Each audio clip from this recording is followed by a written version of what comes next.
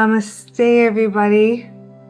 So, I know I left you with a lot to think about with karma in my last video. This time, I wanted to continue enlightening you more about karma. Why?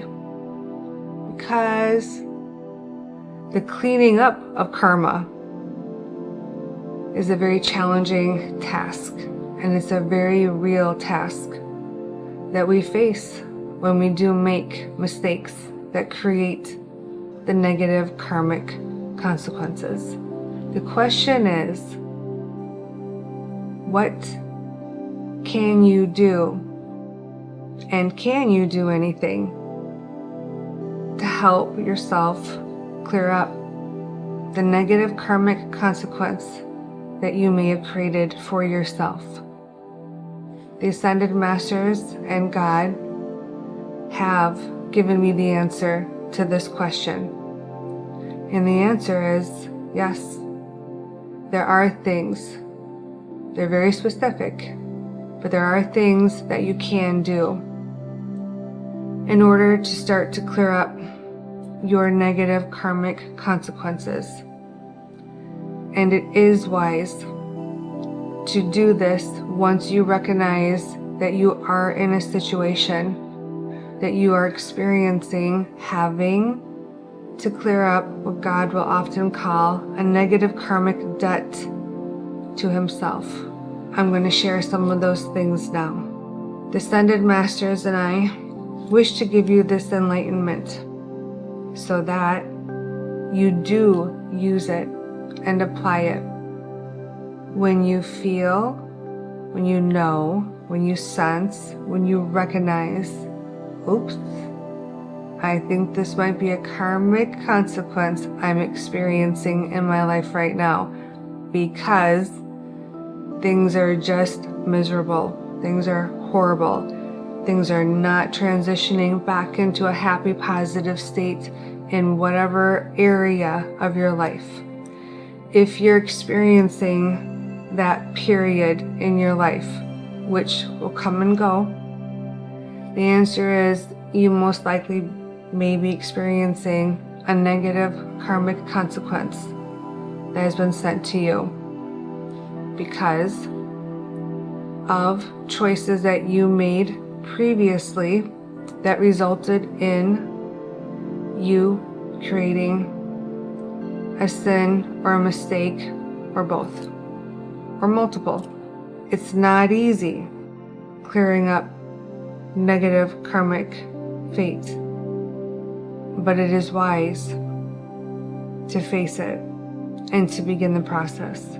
One of the first things that God taught me when he taught me more about karma and about how people can get released from their negative karmic punishments is atonement. He told me years ago that people must repent and they must make atonement for the sins and the mistakes that they have committed which have offended him. Period. End of story. There is no getting around it. He then went on to tell me the longer they deny this, the longer that negative karmic punishment will stay on them. It's on them to help get them, he told me, into a humbled state where they finally gain clarity and recognize the mistake or the sin that they had committed previously. He told me that he will humble people at whatever cost it takes until they finally not only recognize the mistake that they made, but until they seek his forgiveness. When he told me that, I had anxiety because I know so many self-righteous people, so many people that are living highly in their ego, so many people that are too stubborn, that will not have the humility to seek forgiveness from God yet. He showed me there will be a day, though, where what they will have to experience will bring them to their knees and cause them to go finally to reaching up and out for His mercy and His help, because their conditions are so miserable. That's part of why I'm giving you this message now, to help protect you from getting to a level of that kind of misery with any of your karmic consequences. God told me that He must hear His children tell them that they are sorry in a sincere and genuine way. He told me they must pray and seek my forgiveness on the sin, the mistake, and if they don't know what it is, they must just use the words of asking and praying for His forgiveness on whatever it may be that has caused Him to be unhappy with them to the level of sending them a negative karmic consequence. He told me He must hear His children pray and ask for His forgiveness, and that until He forgives them, that negative karmic consequence will be held on them. That was in a second message He gave to me, and that gave me even more anxiety. I went, oh skirt, they're not going to want to hear this. I was then guided to work on developing the courage to share this message, because it's all the more reason why you need to hear this. The number one thing you must do is pray and seek God's forgiveness for any sin or mistake that you know that you may have had. And if you're unclear, then you just use the words of asking God for His forgiveness for whatever it is that made Him unhappy enough to send you this karmic consequence, and also to please enlighten you what that mistake or sin is. The second thing is, you must continue to say these prayers until God finally does forgive you. He told me until He hears it enough where He feels the person really has learned their lesson and has really made an inner shift with their thinking and their heart, He holds a painful consequence on that child. His child. We're His children. So think, if you want to get released from a negative karmic consequence, you pray to God for His forgiveness. The sooner you get to a place of really letting Him know you truly do have regret, you see your errors and your judgment and your behaviors, you're not going to make that sin or mistake again. You're going to make different choices, and you're able to convince God, which means you really mean it.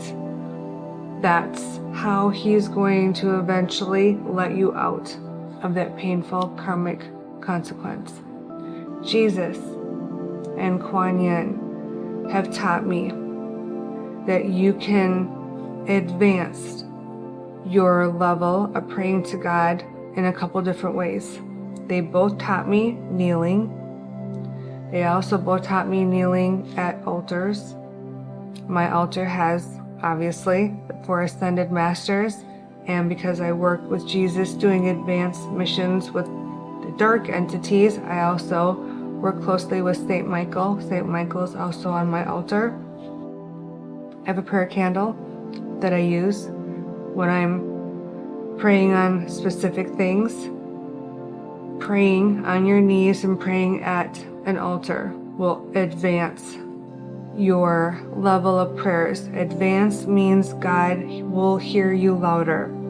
Praying at church on your knees will advance your prayers, which means again, God will hear you louder. Kuan Yin taught me this years ago. It's called prayer hands. She taught me to use prayer hands when I pray, but the elbows have to be up, like in a very formal, rigid way, like as high up as you can be, not like comfortable like this. So when you get comfortable and drop, put them back up. The kneeling, the prayer hands with the elbows up, is a form of sacrificing your comfort and showing that you're willing to be humble, which is why you're on the ground on your knees. It's also why your hands are like this and your head is typically tilted down. You're giving God not just respect, you're giving Him and showing Him humility and remorse for the sin or the mistake that you committed. One last thing I'm going to give to you. When you have identified, either through your intuition, your psychic channels, you know without a shadow of a doubt what the sin or the mistake was that caused the negative consequence, the negative karmic consequence of blank to be sent to you. God told me He wants to hear His children make promises to Him that they will not commit that act again. You must sacrifice that behavior, that habit, and you must convince God that you have evolved past that negative, lower vibrational behavior that caused you and others harm. It goes hand in hand. And that you're willingly going to choose more ethical, virtuous choices instead going forward. That's what He's looking for when He puts us in our jail cells of negative karmic consequences. To sit there and do nothing will basically extend the length of your karmic punishment. To actively face it and do the things that I just shared with you will speed up your ability to have it released from you at a dramatic level. He has taught me that, and He's asked me to enlighten the world to this. If you want to work on getting yourself out of your karmic jail cells, here are some of the things that they've given to me to give to you that you can start to do now.